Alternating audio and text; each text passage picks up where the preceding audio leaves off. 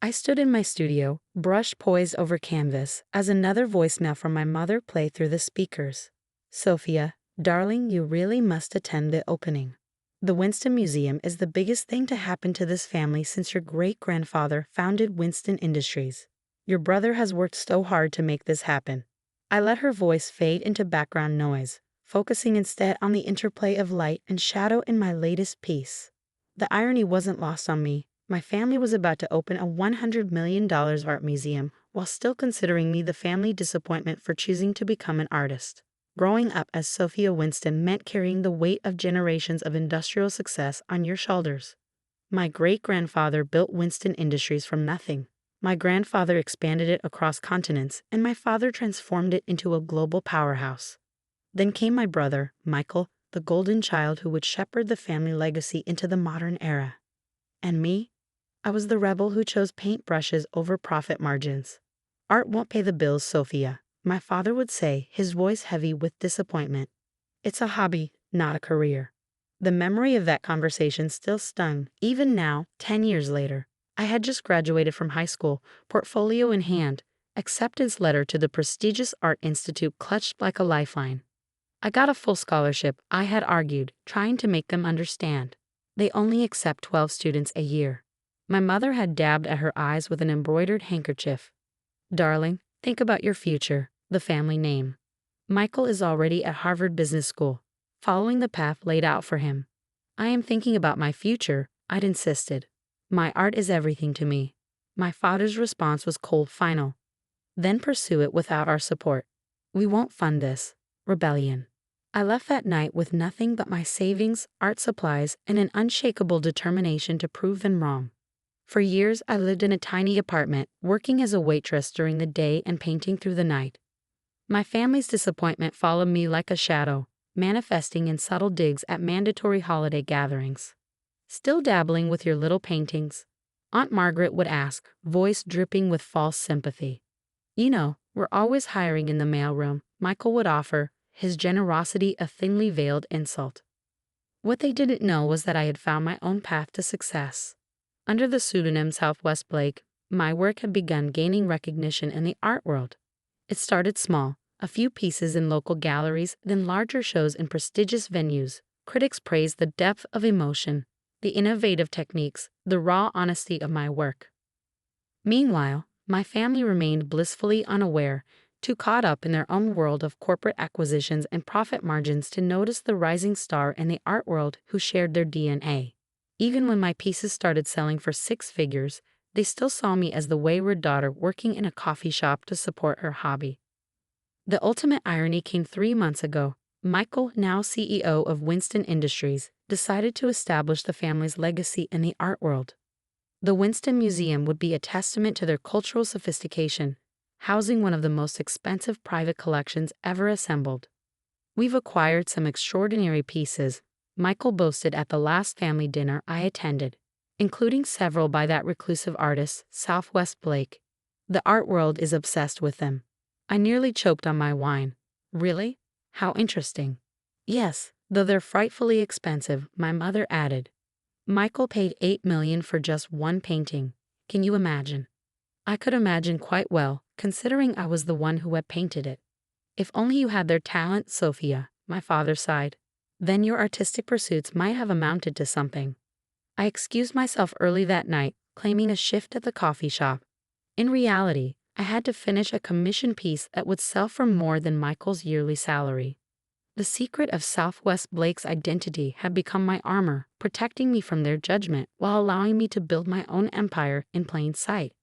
Now, standing in my real studio, not the small space my family thought I rented, but a converted warehouse in the city's arts district, I surveyed my latest works.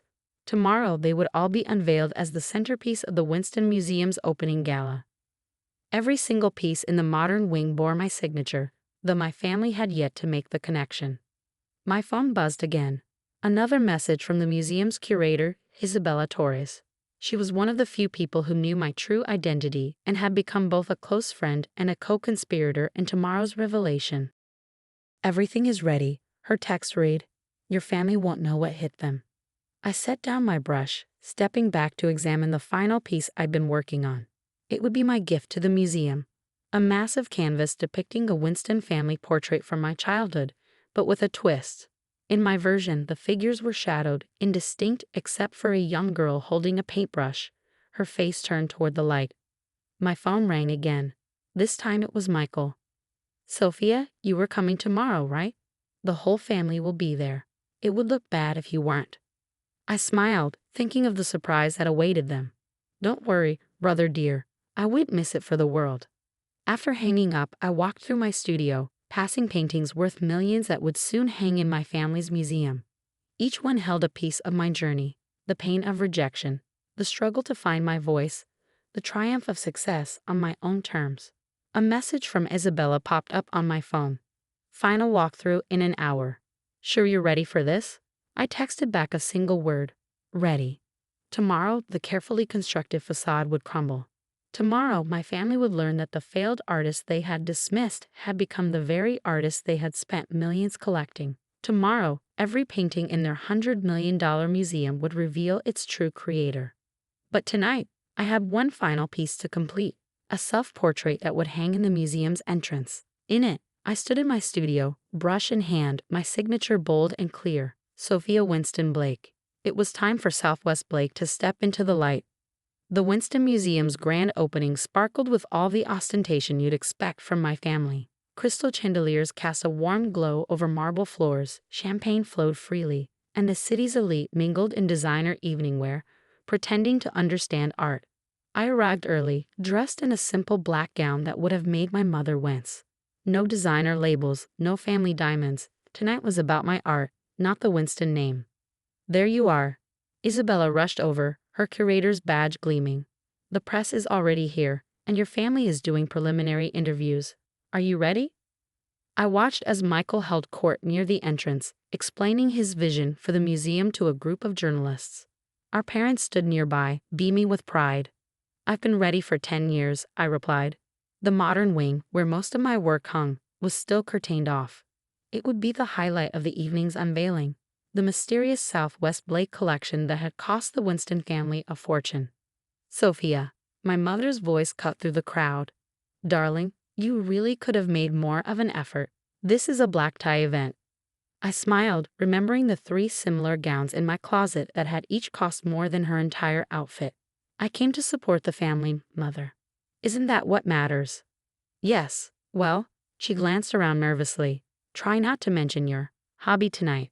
We're telling everyone you work in art acquisition." "Don't worry," I assured her. "Everyone will know exactly what I do by the end of the evening." The crowd grew as 8 o'clock approached. Art critics, collectors, and social elite filled the space, all eager to see the mysterious Southwest Blake collection. I overheard snippets of conversation about the reclusive artist's identity, each theory more outlandish than the last. "Welcome, everyone." Michael's voice boomed through the speakers. "Tonight marks a historic moment for both the Winston family and the art world. The Winston Museum represents not just our family's dedication to cultural excellence, but our commitment to bringing the world's finest art to our city." Our father joined him on the small stage. For generations, the Winston name has stood for innovation and success in industry. Tonight, we expand that legacy into the realm of fine art. I felt Isabella squeeze my arm, ready for your cue. Michael continued his speech. "The centerpiece of our collection, and the piece I'm most proud to present, is the complete works of the acclaimed Southwest Blake. We've spent years acquiring these pieces, and tonight we finally unveil them to the public." The curtains began to rise, revealing my work one piece at a time. The crowd gasped collectively as each painting came into view. I heard critics murmuring in appreciation, collectors discussing the millions they'd offered for similar pieces. "These works," Michael gestured grandly, "represent the largest private collection of Southwest Blake's art in the world. Their unique vision, their masterful technique, it's an honor to provide them a permanent home." And who better to tell us about these magnificent works? Isabella stepped forward, right on cue, than the artist herself. The room fell silent. Michael's smile froze. "Ladies and gentlemen," Isabella continued, "it is my great pleasure to introduce you to Southwest Blake, or as her family knows her, Sofia Winston." I walked onto the stage, taking the microphone from my brother's limp hand. The shock on my family's faces was worth every moment of the past 10 years.